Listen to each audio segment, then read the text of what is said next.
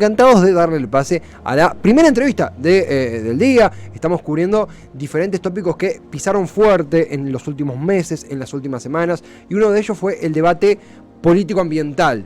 ¿Qué hacemos cuando necesitamos explotar recursos para obtener divisas y al mismo tiempo no queremos dañar el medio ambiente y no queremos que otro se lleve la torta? Bueno, no hay que ir tan lejos. En el continente hay un montón de ejemplos de cómo pueden convivir gobiernos progresistas con explotación de recursos naturales y bueno, y todo el debate que se abre sanamente con eso. Para conversar un poquito de esto está el investigador principal de la Universidad del Salvador y de Flaxo, aquí en Argentina, Damián Andrada. Damián, acá Esteban Chiacho en todas las tormentas juntas, en Cítrica. ¿Cómo te va? Buenas tardes.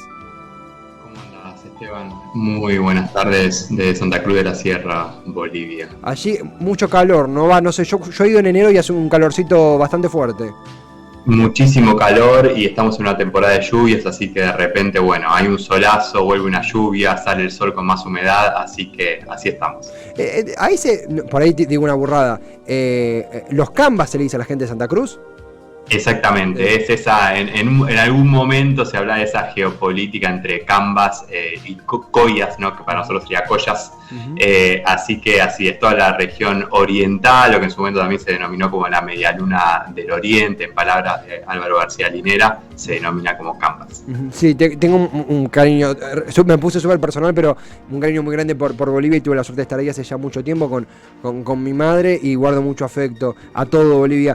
Damián, en lo que es el Estado plurinacional de Bolivia, tenemos muchos ejemplos sobre cómo un gobierno progresista, de izquierda, bueno, centroizquierda, el debate súper válido, pero un gobierno progresista como el de Evo Morales, trató a los recursos naturales, e incluso vos comentás en un tuit sobre el rol del movimiento ambientalista durante el golpe de Estado del 2019, digo, un debate muy interesante.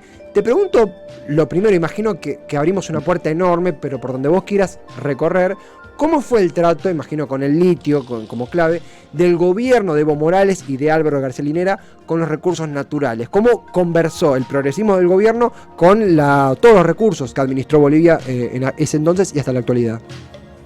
Bueno, es muy interesante la pregunta porque aquí en Bolivia podemos sumar un segundo factor, ¿no? Que sería el económico, que es el de la madre tierra por un lado, que es una deidad, una creencia muy arraigada, tanto en pueblos originarios de tierras altas como en pueblos indígenas de tierras bajas, y muchos autores dicen que especialmente que esta demanda, por lo que también es el vivir bien, fue justamente a partir de los pueblos indígenas de tierras bajas, que sería acá el Beni, Santa Cruz de la Sierra, el Chaco boliviano, la Amazonía, ¿no? Entonces aquí se agrega ese otro punto, ¿no? Pueblos indígenas y originarios que tienen un respeto muy fuerte por la madre tierra, por la naturaleza. En el caso del gobierno de Evo Morales, estos 14 años de gobierno, los primeros 14 años del movimiento al socialismo, te diría que más que una lógica indígena originaria, primó una lógica campesina propia de Evo Morales. Recordemos que él hizo toda su carrera política como sindicalista, ¿no? Como campesino, como cocalero, especialmente en la zona del Chapare, cerca de Cochabamba. Entonces te diría que primó más bien el crecimiento económico, ¿sí? y redistribuir recursos para sacar a la mayor cantidad de gente de la pobreza.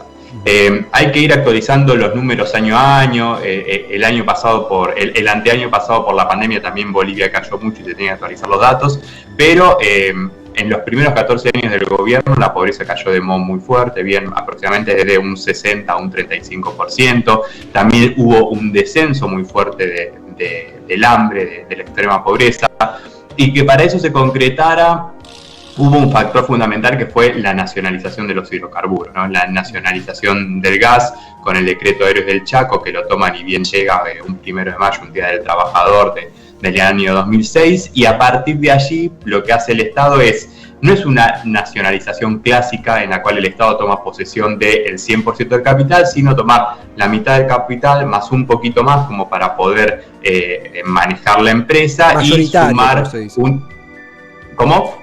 La proporción mayoritaria se le llama, creo que. Exactamente, poder tener el control, ¿no? Claro. Asimismo, un impuesto del 32% sobre una producción en determinados campos de gas, ¿no? Recordemos que Bolivia es uno de los principales productores de gas del mundo, de hecho exporta muchísimo gas a Sao Paulo, que está el polo industrial de Brasil, y bueno, también en la Argentina es uno de nuestros principales proveedores, ¿no? Claro, exactamente. Y en ese sentido también, Damián, los gobiernos progresistas, mientras te escuchaba, mencionabas un dato contundente que es el descenso de la pobreza, y ocurre un factor, uno imagina positivo, que es este predominio del Estado. Incluso lo formulo como pregunta, aprovecho para consultarlo. Ese predominio del Estado, no total, pero sí mayoritario, como primera minoría en un conglomerado empresarial, o como con el famoso 51%, se da constantemente en Latinoamérica. ¿Vos crees que esto se da, como se dice, por la falta de logística, la falta de economía y la necesidad de apoyarse sobre una pierna empresarial privada? ¿O por qué sucede? Porque es un patrón que se repite en todos los países prácticamente. Sí, creo que se ve a eso y a que para producir más que gas, petróleo o litio necesitas fuertes inversiones de capital, ¿no? Creo que los movimientos progresistas y de izquierda de toda Latinoamérica lo que más querríamos sería justamente que una empresa esté en pleno control del Estado. También hay que recordar que en algún momento hubo empresas, no sé, recuerdo la frase de mi mamá, ¿no? De lo que era Entel, que no funcionaba bien y que costaba mucho, por ejemplo, tener un teléfono. Entonces, se pasó de un extremo al otro, ¿no? De repente llegó el modelo neoliberal y privatizó todo, vender la joya del abuelo, especialmente en Argentina. En este caso, muchos países han ido por, tener el control, la dirección estratégica de la empresa, pero sabiendo que hay que invertir muchísimo dinero. Bien, por ejemplo, nosotros pensando en Argentina no tenemos esa cantidad de recursos para invertir, no sé, por ejemplo, en uno de los puntos donde se habla, ¿no? como fuente de recursos, que ahí ya hay otra discusión sobre el impacto ambiental, pero por ejemplo hablando de vaca muerta o por ejemplo el litio, que no solamente tiene que ver con muchos recursos, sino también tiene que ver con la tecnología, ¿no? No sé, a mí creo que sería muy bueno para Argentina poder tener una empresa estatal que fabrique baterías de litio, ¿no? Siempre y cuando en diálogo con las comunidades indígenas del lugar, disminuyendo el impacto ambiental, ¿no? Que deje ganancias al territorio y a la provincia en la cual se ubica la explotación. Pero la Argentina ni tiene los recursos para invertir eso, en parte porque tenemos esta mega deuda con el Fondo Monetario Internacional. Y además tampoco tiene la tecnología, ¿no? Se necesitan bienes de capital con un desarrollo tal que lamentablemente ese conocimiento no lo tenemos, como si tenemos otro tipo de conocimientos, como puede ser el desarrollo de satélites o de energía nuclear, ¿no? En la que la Argentina sí tiene desarrollada ese conocimiento y esa tecnología. Estamos conversando con Damián Andrada desde el Estado Plurinacional de Bolivia. Él es investigador en la Universidad del Salvador y en Flaxo, Argentina. El know-how, como se le dice en la jerga, el cómo lo hacemos en la aplicación, en la búsqueda de recursos. En ese sentido, vos mencionaste el arraigo que hay en Bolivia con la madre, en la comunidad, diferentes comunidades de Bolivia, con la madre naturaleza, con la Pachamama, e imagino que para Evo Morales, para el gobierno de Evo Morales, que asume en una Bolivia completamente arrasada por la pobreza, por la inestabilidad política, inestabilidad socioeconómica, el desafío era la convivencia del factor natural, de la naturaleza, y también la necesidad de sacar a la gente de la pobreza. ¿Cómo convivió, cómo se desarrolló, qué priorizó y cuál fue el rol de los movimientos ambientalistas en los tiempos de Evo Morales, del principio a final? ¿Cómo fue esa relación y cómo fue ese desarrollo también? Bueno, si tuviera que elegir una palabra, te diría que fue una relación conflictiva, ¿no? Porque convengamos que el discurso con el cual asumió Evo Morales tenía un fuerte componente indígena originario.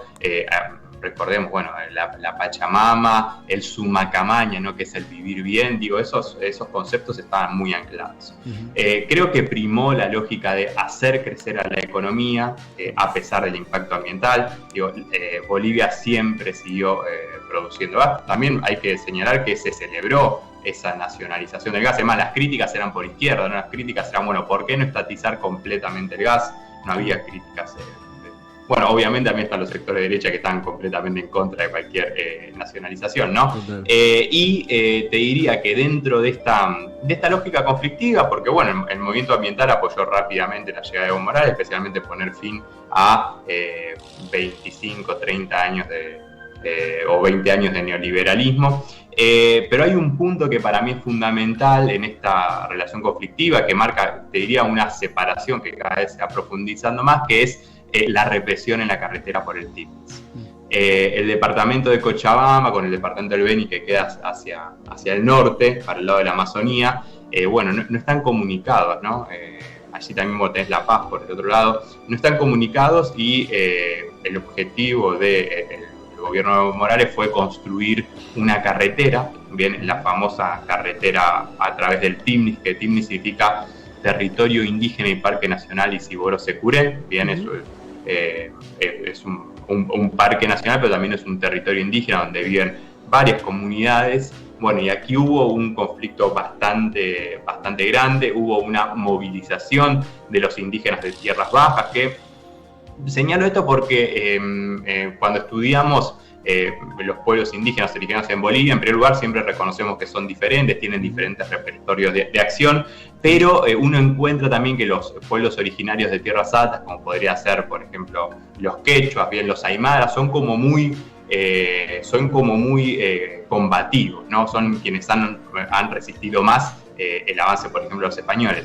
En cambio, los pueblos indígenas de tierras bajas no son tan conflictivos, ¿no? Para darte una idea, las protestas de ellos son caminar durante días, meses, al costado de la ruta, desde, por ejemplo, el Beni hasta la sede de gobierno en La Paz, ¿no? Caminan muchísimos kilómetros, no cortan la calle diferente de, por ejemplo, los aymaras, que te ponen roca por toda la ruta y no pasa nadie. Sí. Esta protesta fue reprimida por el gobierno de Evo Morales, a tal punto que quien es hoy el actual vicepresidente, David Choquehuanca, que en ese momento era el canciller, fue ahí para dialogar, y aquí existe una especie, como se les denomina, secuestros, pero básicamente los obligan a hacer algo, ¿no? Entonces lo obligaron a David Choquehuanca, el actual vicepresidente, a marchar con ellos, ¿no? David Choquehuanca, que es uno de los líderes del movimiento de pueblos originarios de tierras altas, ¿no? Y muy respetado por la alta. Así que lo obligaron a marchar, marchó con ellos después de una represión que ahí marca una ruptura que para mí nunca se terminó de sacar, ¿no? A partir de ahí fueron aumentando muchísimas las críticas del movimiento ambientalista, críticas con razón, porque la verdad, a ver, imaginémonos en Argentina una ruta o una autopista por un parque nacional no existiría. Sí. Es mucho más contradictorio en un país que dice defender a la madre tierra, y bueno, ahí fueron aumentando y creo que cobraron un segundo punto de incremento en la conflictividad previo al golpe de Estado, cuando fueron los mega incendios en el oriente.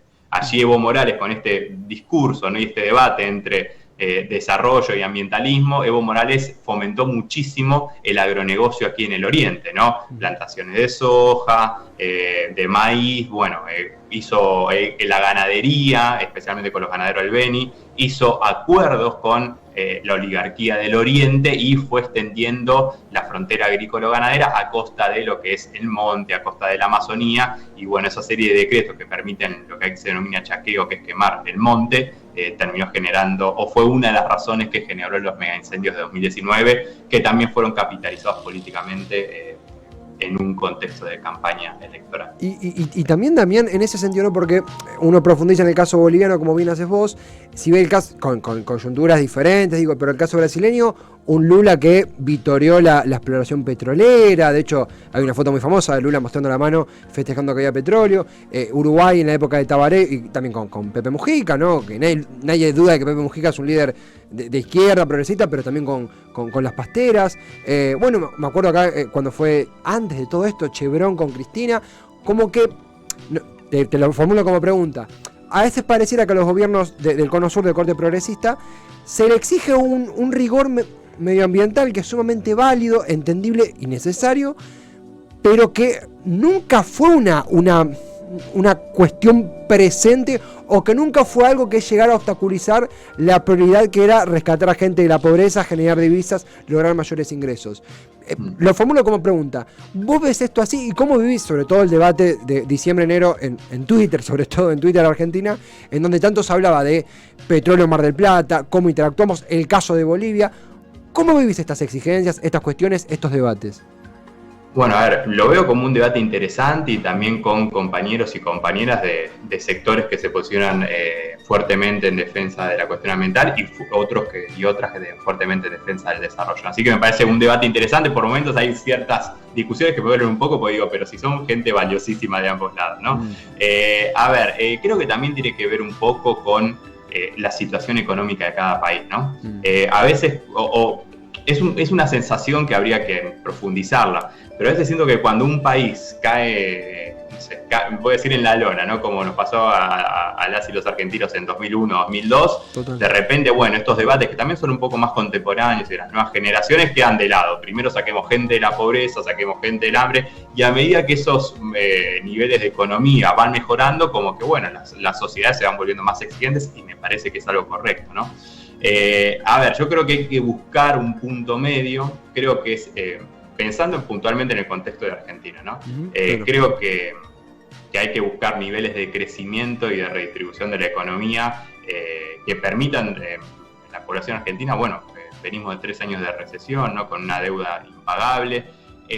Ahora bien, dentro de ese crecimiento y de ese desarrollo hay que buscar las maneras ambientalmente más responsables de producir, ¿no? Porque también, a ver, hablan, por ejemplo, acá el sector ambiental, que yo tengo mucho diálogo. Bueno, también el agronegocio, bueno, genera muchas divisas, pero también tira gente a la pobreza. ¿Por qué? Porque, por ejemplo, pensando aquí en la oligarquía del Oriente, ¿no? Va extendiendo la frontera agrícola-ganadera y para extenderla, la tierra no es infinita. Para extenderlo es a costa de algo.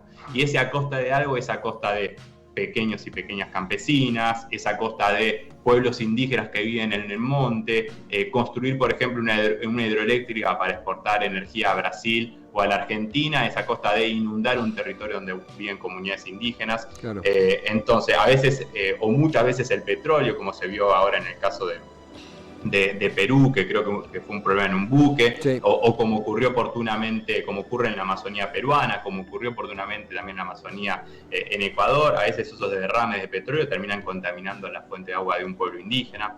Entonces, creo que hay que seguir buscando el desarrollo y hay que iniciar estos procesos de transición, especialmente con respecto al cambio climático, pero también teniendo en cuenta estos parámetros ambientales, ¿no? Y también es verdad que muchas de estas tecnologías, no sé, por ejemplo, los paneles solares o los molinos de viento, también se construyen con minerales, ¿no? Entonces, siempre hay un costo, pero hay que buscar que sea ese costo lo menor, que no sea un pasivo ambiental y que termina movilizando poblaciones, ¿no? Que de repente no tienen su pozo de agua potable para seguir bebiendo.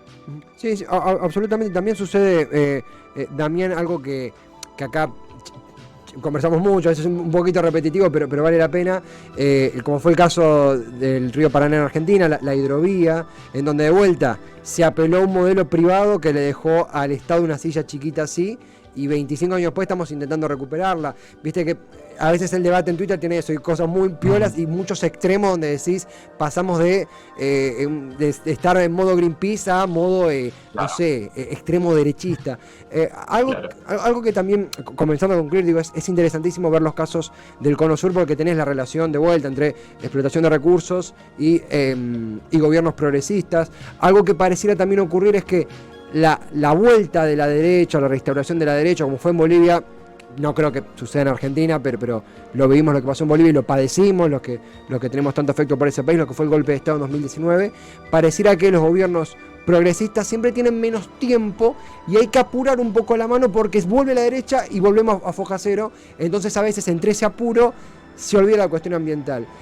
Te pregunto una doble pregunta, ¿verdad? Para concluir, el grupo ambiental, los grupos ambientales en el Cono Sur, ¿ves mayor injerencia? Por ejemplo, vos en Bolivia postulás que tuvieron injerencia como apoyo en el golpe de Estado, una parte de él. En Ecuador, Yacu Pérez, que es del movimiento ambiental, pero que apoyó a Lasso en la elección de Moreno. ¿Qué tipo de injerencia tienen los grupos ambientales en el Cono Sur? ¿Y qué opinás de esto de los tiempos de los gobiernos progresistas? Si es verdad ese apuro, ¿cómo lo vivís? Bueno, a ver, ese apuro que vos denominás, por momentos creo que a veces es más exigente con los gobiernos progresistas, ¿no? Y creo que ahí también los medios de comunicación juegan un rol muy importante, ¿no? Han habido protestas contra el gobierno de Mauricio Macri por cuestiones ambientales, pero no tenían la misma cobertura de los principales medios de comunicación, ¿no? Que terminan apoyando a los gobiernos de derecha que están en el poder. Y por otro lado, ¿no? Cuando hay un gobierno progresista en el poder, cualquier pequeña movilización, ahí sí los medios y las cámaras van y prestan mayor atención. Eso obviamente hay que tamizarlo, pero lo señalaría como algo, una dinámica medio general, ¿no? Los medios intentan influir en ese debate público. Eso en primer lugar, hay una mayor exigencia.